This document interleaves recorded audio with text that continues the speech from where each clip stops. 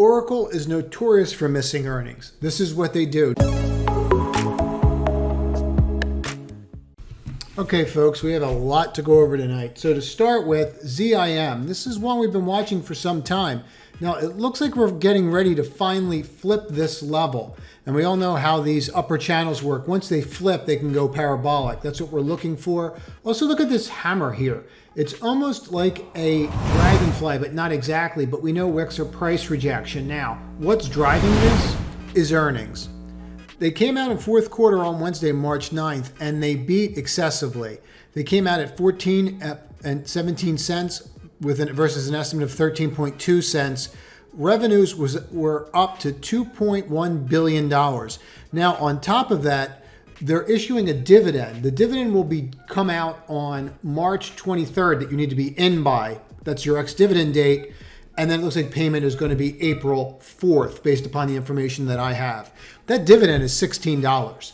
So to think that this cannot trade up higher because of that number is pretty realistic that it can. There's no other way to put it. That's an enormous dividend, and people are going to want to lock that yield in. So you're going to have yield chasers on this. I want to flip this level. Once we flip this level, I would be all over it. The easiest guideline to use is 77.5. Make sure you stay to the end because we're going to do the indexes at the end of the video.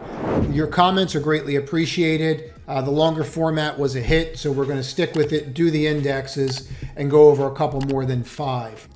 Now, Oracle missed earnings. Oracle is notorious for missing earnings. This is what they do. Now let's take a look at that when I say it. So if we're focused here, let's clean this up a little bit. If we focus here, we can see this earnings report here. Historically, what they do is they miss. And then what you're focused on is you wait 2-3 days later and you'll start seeing a pattern emerge. So I'm not so sure that this is one that you have to run into right away. What I would look for is a support level and then look at adding around there. They usually trade down to those levels. Now this level would be 69.69. If we can get down to that level, that's an area that you'd probably look at buying. Until then, look for it to set up a particular pattern. The earnings miss was $1.13 versus looking for $1.18. Sales came in at 10.51, which is really right in line with what they were looking for. So overall, that was good, but it was the actual missing because of expenses being higher. But they have a history of doing this. And if you buy these dips, okay, stocks have patterns, right? They have personalities. They trade like the people that trade them. Every once in a while, you'll get an anomaly. But what we're looking for here is to get to the 69.69, get down to that level, and then look for a possible entry, and then watch it trade back up. You're not looking for much, but you could probably get to this 21 day, as you can see how we've been respecting that.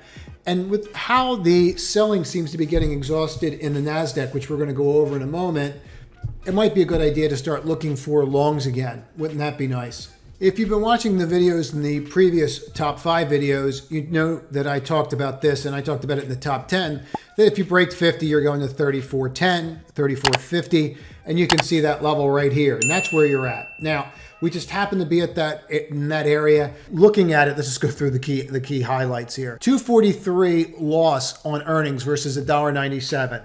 They were supposed to earn $60 million in the quarter. They earned $54 million. So earnings are just completely off from where they're supposed to be. You're looking at their loss increasing, and it appears that if this is accurate, as I still go through these numbers, that there was 909 deliveries of a vehicle. That's not exactly what you want to see.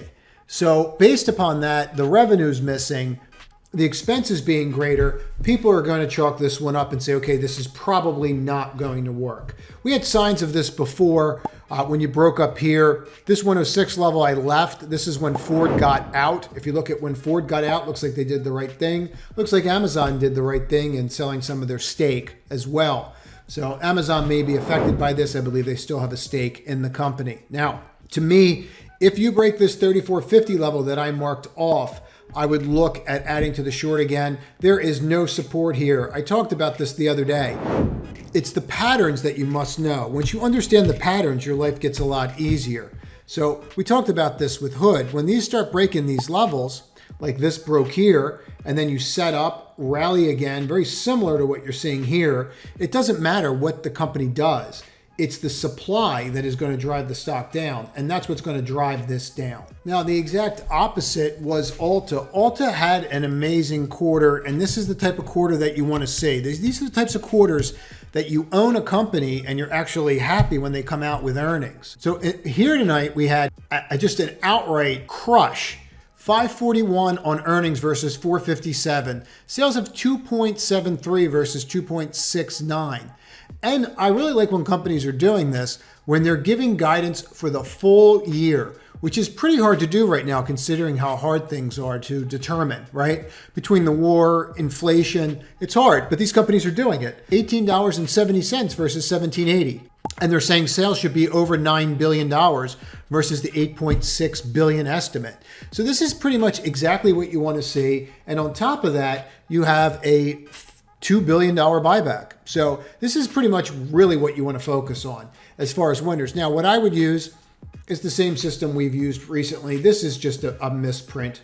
But what I would use is this level. I would use this level and see if you can get in, if it gets over this 389. The other level that I would use, I would turn this off, the pre and post data, and I would mark the close and where we closed. And that's going to put you right at that 380 level. Either one of those levels can be used as a pivot level to enter the trade. But overall, if you take a look at this and what's going on here, I just think that this looks absolutely excellent. And it looks like it could really break out here after consolidating for a long period of time. Getting above this 50 and staying above this 50 for a couple days is something we've been unable to do since the beginning of the year. You could see this head back easily to this 422 level. Now, in regards to the indexes, this 333 level, this was what we had to watch all day. And these were our larger concerns. And what we're seeing is you're getting right to that level, 333, try to get over it, reject it again. Let's pull this over for a moment. We're going to put that back. But you see where you're at here, and you see how you keep rejecting this particular level? You closed over it yesterday on this gap, and that's what lured everybody in. And then we obviously fell right back down. And that's what you're looking for, right? You're looking for those kinds of moves, and that's exactly what you want to see. So the question is, what do we do now? Well, let's drill into this a little bit so you can see what I see. Now, these are the levels that I marked off. I thought you could fill that gap. That did not happen. If you look at this right here, this is the gap up, right? When we opened, you can see that right there at 327. But more importantly, if you focus on this level, this 329 level, let's get rid of this pre and post data and just focus on this line that I'm going to show you right here for a moment. So this is the line that we're having real issue with, and you can see it in here. You can see how this level right here, 329.17, came across, right? Supports flip to resistance, support, flips to resistance, resistance, gets over its support, stays above it for the rest of the day. So this is a real key level you need to watch. So right now you are trapped between 329.17 and up here, this 333. If you flip this tomorrow, I would take a look at it. Now, in regards to the SPY, watch this 425.78 level. That's a really important level. Also, focus on this. Now, you're going to see a lot of this right in here. Right, this 429, and go to the top of this wick. We're at this 430 level. If you drive this straight across, and you'll see this in a couple different spots, if you look at this 430 level, you're going to notice that you're going to have some significant support in here, right? And then that flips.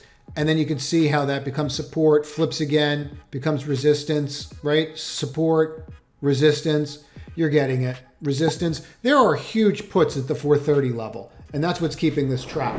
So when that lightens up, that should lighten up a little bit tomorrow, but it should lighten up majorly next week.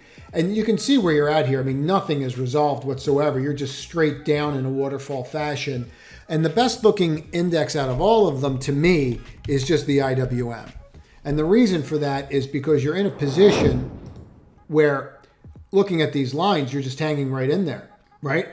You never brought this lower low. You never came near it. This 193 3/4 was never tested, and you're just forming wedge line after wedge line, and you're holding in there. Now, if you look at with the indicators, you can see what's going on. We are having trouble with that 21-day, but none of the other sectors or none of the other indexes from January 21st on have been basing. So essentially, we've been basing for close to 2 months now. None of the other sectors or industries or indexes are doing that yet. So when this turns, I would focus on small cap and the IWM. One thing you could focus on doing there in trading, and we use this a lot in the trading room, is TNA. Okay, this is something that you can consider using, maybe even possibly think about building a position in if you're starting to look out like 6 to 12 months, because when the economy turns, small caps usually lead the way.